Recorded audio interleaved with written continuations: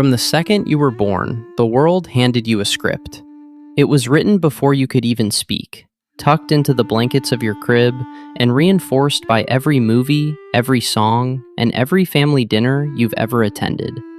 That script says that one day you'll find a man, you'll build a life around that dynamic, and you'll fit neatly into the machinery of the world. For most people, they never even look at the script, they just read the lines. But for some, there's a moment where the words start to blur. There's a moment where you look at the life you're supposed to want and you realize it feels like a costume that's 3 sizes too small. If you've ever wondered about the deep psychology of why some women step away from that default setting and embrace being a lesbian, you have to realize we aren't just talking about who someone spends their time with in the bedroom. We're talking about a massive tectonic shift in identity, sovereignty, and the way a human being processes connection. We're talking about the moment the social mask finally snaps.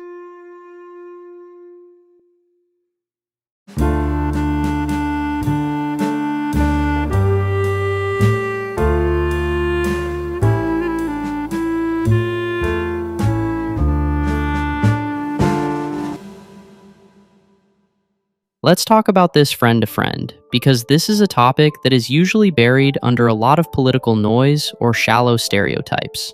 But if we pull all of that away, what we find is a fascinating psychological journey.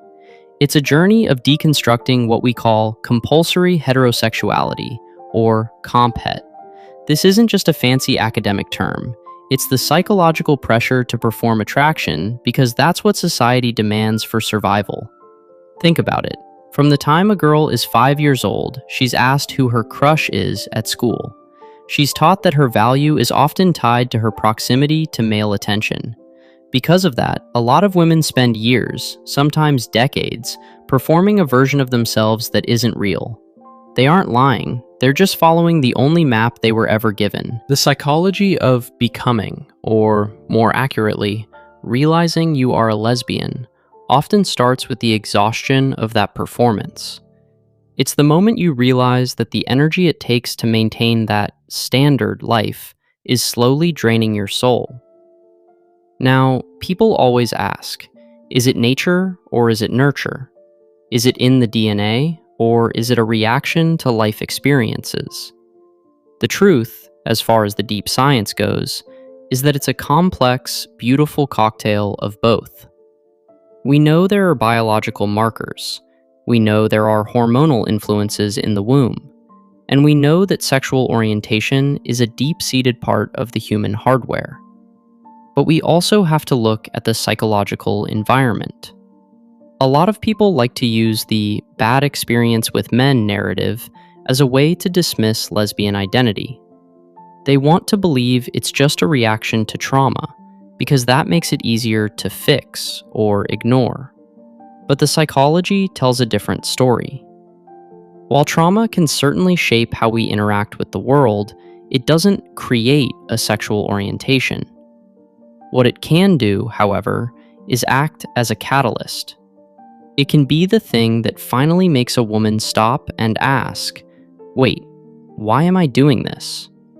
Why am I trying so hard to fit into a dynamic that doesn't actually feed my spirit? When a woman begins to lean into her attraction to other women, something incredible happens to her brain. We see a shift in the way emotional intimacy is processed.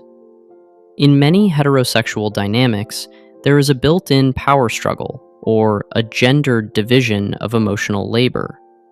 But in a lesbian dynamic, you often see what psychologists call mirroring or double subjectivity. Because both people have been socialized as women, there is often a baseline level of emotional intelligence and shared language that is incredibly intense. This creates a psychological high that is hard to describe. It's the feeling of finally being seen, without having to translate your needs into a different gendered language. It's the relief of dropping the mask of the submissive or the caretaker and just being a person among equals. For many, this isn't just a romantic choice, it's a psychological homecoming. But let's be real about the cost. Stepping outside of the default script takes a massive amount of psychological resilience. You are effectively choosing a path that society, even in 2026, still views as other. You are giving up the privilege of being invisible. When a woman identifies as a lesbian, she is making a sovereign choice to prioritize her own internal truth over the comfort of the people around her. That requires a level of inner directedness that most people never achieve. This is where we get into the inverse mind perspective.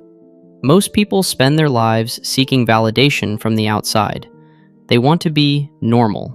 They want to fit in. But the lesbian journey is often a masterclass in internal validation.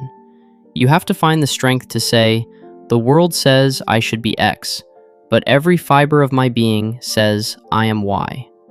That conflict creates a very specific kind of psychological grit. It's why you see so many lesbians in positions of leadership or creative innovation. They've already done the hardest work a human can do, which is defying the collective script to find their own voice.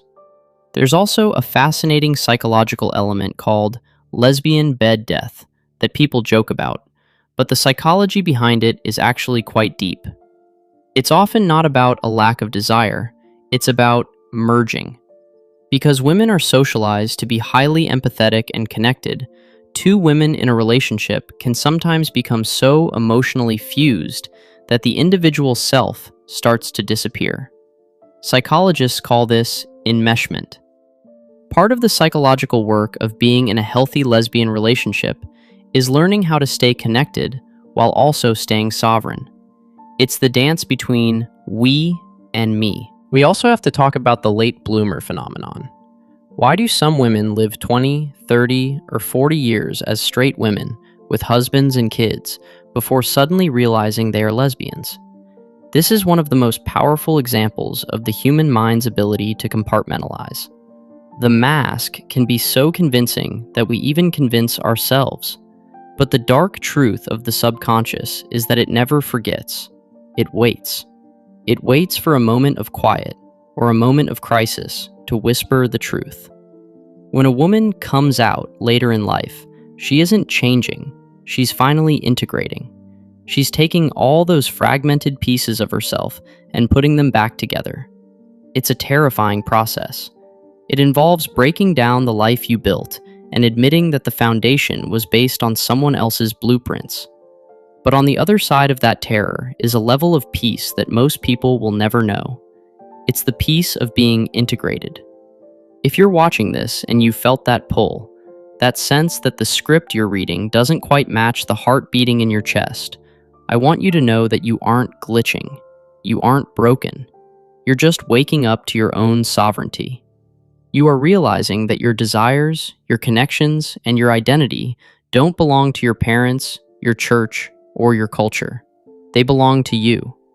The psychology of being a lesbian is the psychology of courage. It is the willingness to look at the world's most powerful social structure, the traditional family unit, and say, I'm going to build something else, something that actually fits me. I want to hear from the counsel of truth on this one. If you've gone through this journey, what was the moment the mask finally cracked for you?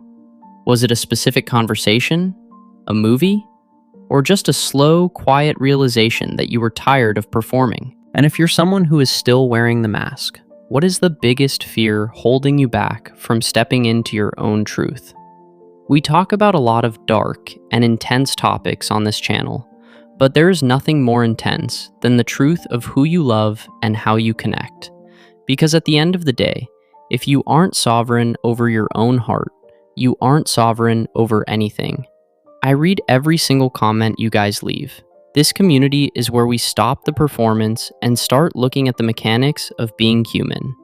Whether you're a late bloomer, someone who is known since they were 5, or just someone trying to understand the people they love, this conversation is for you. The world is always going to try to give you a script. It's always going to try to tell you who to be, how to act, and who to love, so that the system keeps running smoothly. But the inverse mind knows that the system doesn't care about your happiness. It only cares about your utility. Your only job is to reclaim your own narrative. Stop reading the lines someone else wrote for you. Start looking at the blank pages and realize that you're the one holding the pen. I'm David. This is the truth underneath the labels. Don't be afraid of the silence, because that's where your real voice has been waiting this whole time. I'll see you in the next one.